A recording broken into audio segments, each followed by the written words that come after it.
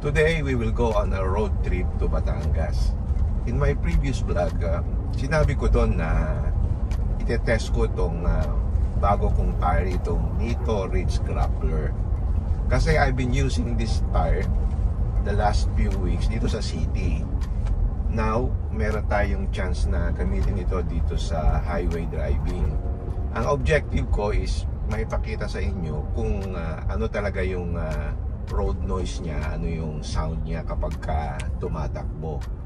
So dito makikita natin kung ano yung performance niya.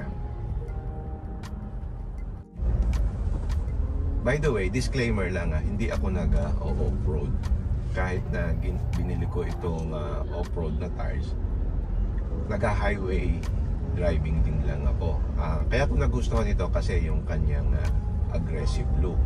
So based on my research, despite yung kanyang aggressive look, maganda yung kanyang road performance at saka yung kanyang noise, no?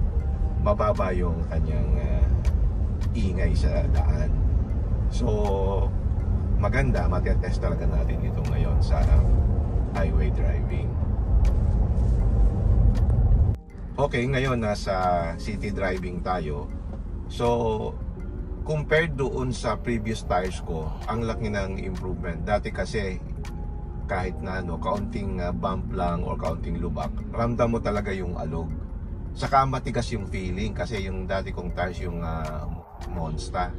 Ngayon is naka Nitto Ridge Grappler ako. So ang laki nung difference talaga niya sa ride. By the way, sa pagpili pala ng tires, dapat titingnan nyo din yung ply rating. Kasi di ba merong mga 6 ply, 10 ply. So depende sa gamit nyo. In my case kasi, hindi ko naman kailangan yung higher ply rating.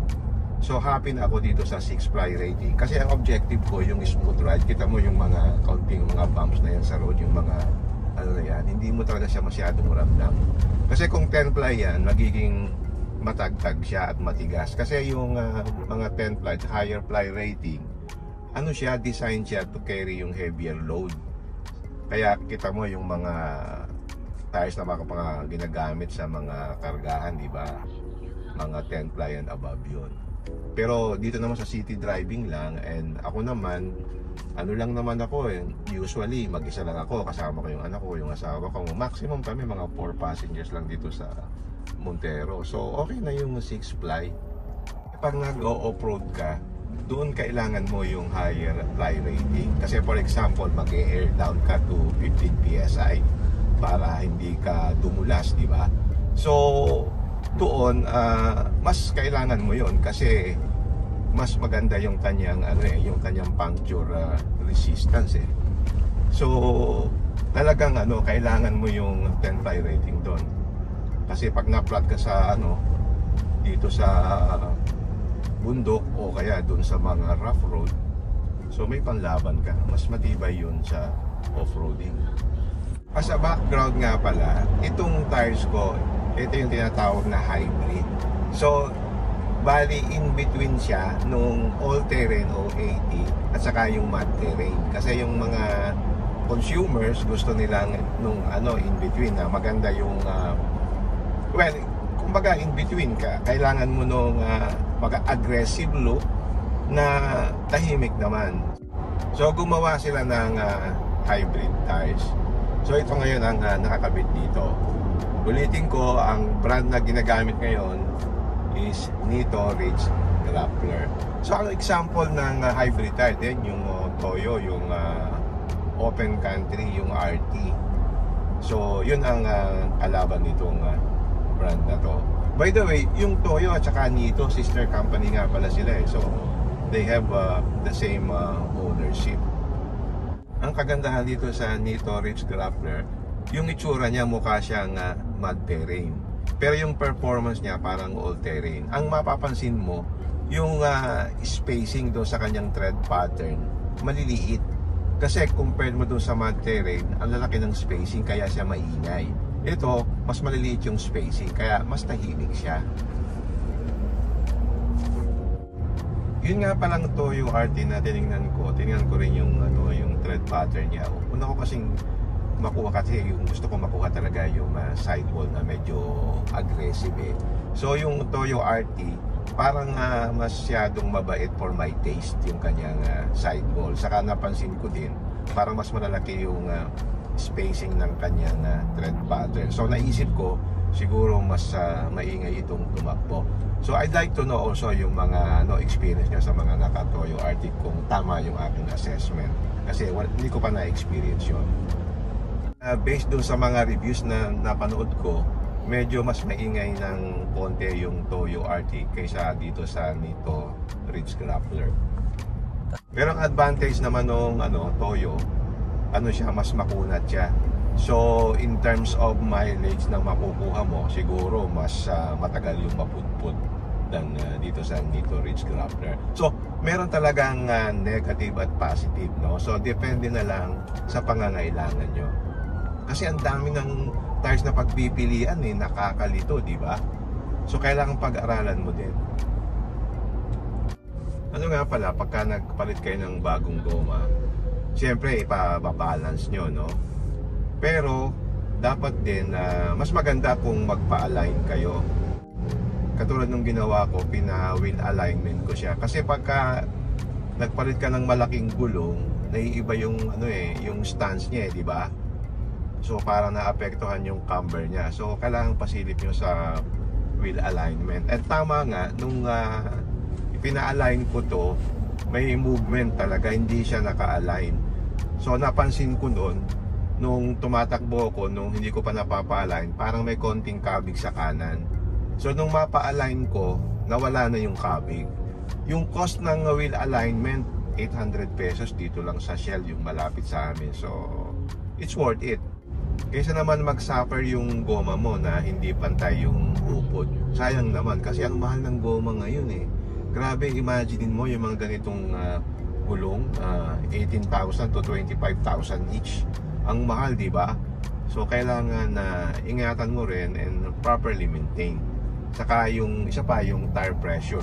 Before ako umalis, nag-check ako ng tire pressure. Ang tire pressure ko ngayon is 32.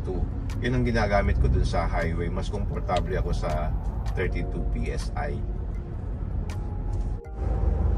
Oo nga pala, marami nagtatanong din sa mga previous vlog ko about yung fuel consumption.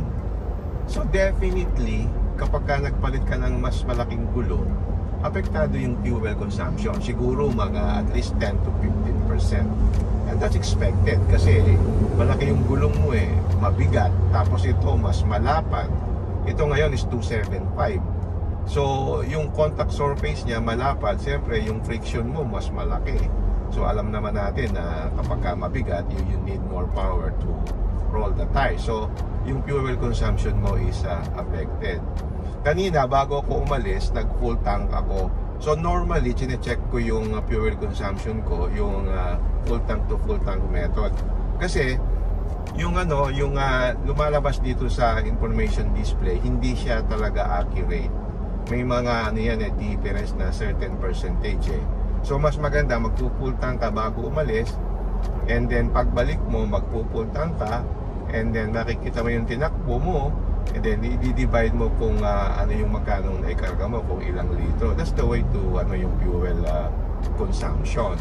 So ngayon mag-highway tayo, medyo matraffic lang ngayon kasi Sabado pero mamaya paglabas ko dito sa Calamba, medyo luluwag na to.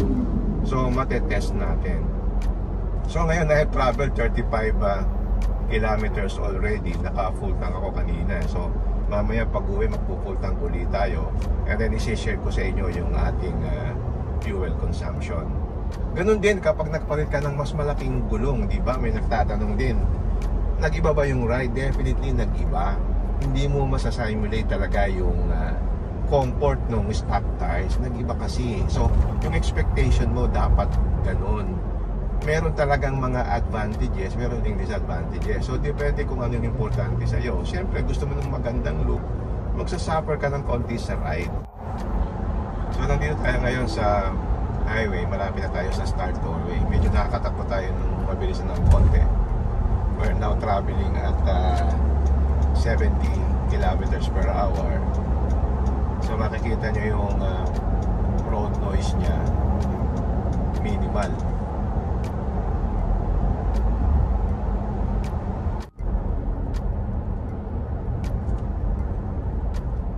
Yan.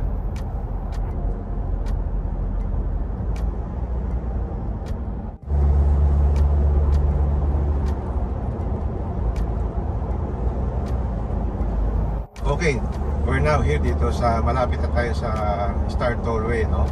So we're traveling at 85 kilometers per hour. So marinig nyo, hindi masyadong maingay siya, no? Tama-tama lang siya. Kasi kinumpare ko to nung naka-monster pa ako, ang ingay siya at this speed. Compared dun sa Nito Terra Grappler na gamit ko dati, yung 80, mas tahimik yon. Ito medyo may ingay siya ng konti compared doon sa Nito Terra Grappler. Expected yon kasi all terrain yun eh. This is hindi naman siya all terrain. Pero for an aggressive tire, halos wala na siyang iingay. So ang expectation ko, pagka ganyan ka-aggressive yung loop, maingay talaga. Pero kita mo, tahimik niya. Mas maingay pa nga yung roar ng engine ko eh.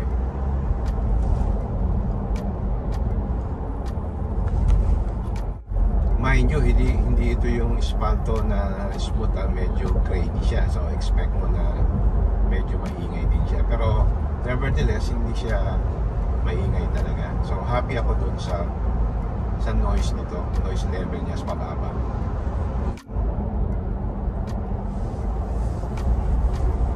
Okay, so mag-increase tayo ng speed ngayon. So I'm traveling now at about 85 km. Ngayon nasa 90. Marinig nyo yung ano lang, yung ano ng hangin. Yan o, sa 100 kilometers per hour na yung takbo ko.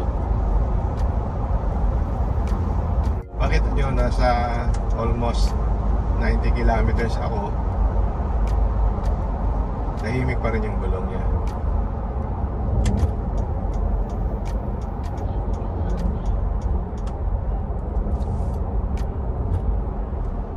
So pakinggan natin ang sound ng gulong for a few minutes.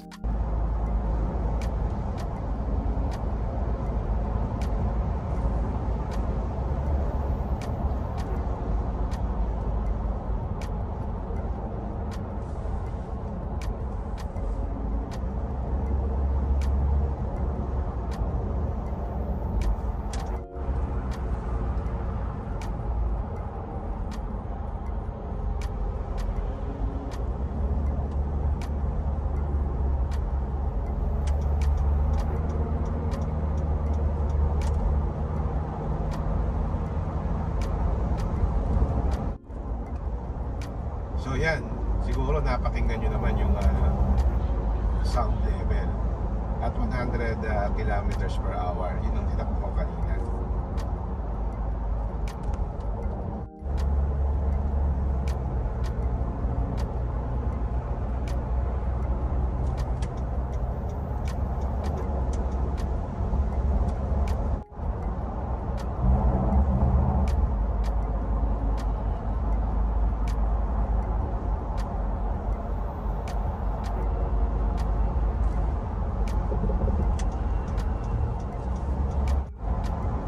Sarap itakbo. Yun o, very smooth.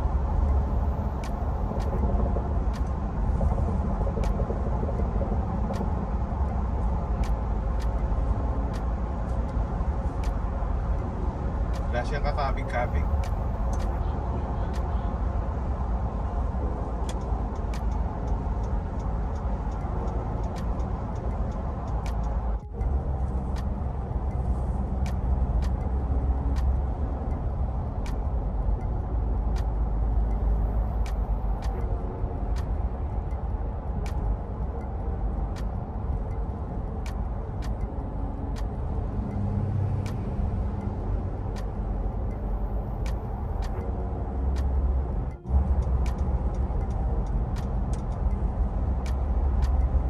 Now I'm traveling at 100 kph.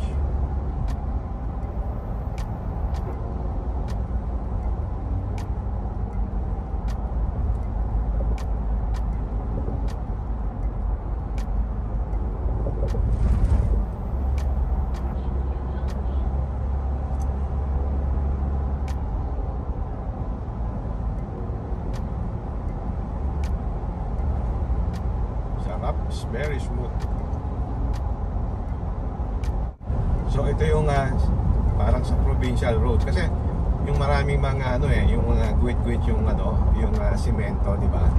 So makita mo diyan, talagang maingay ito. Pero dito hindi siya ganun kaingay. Nandito ko sa Star Tollway ngayon eh.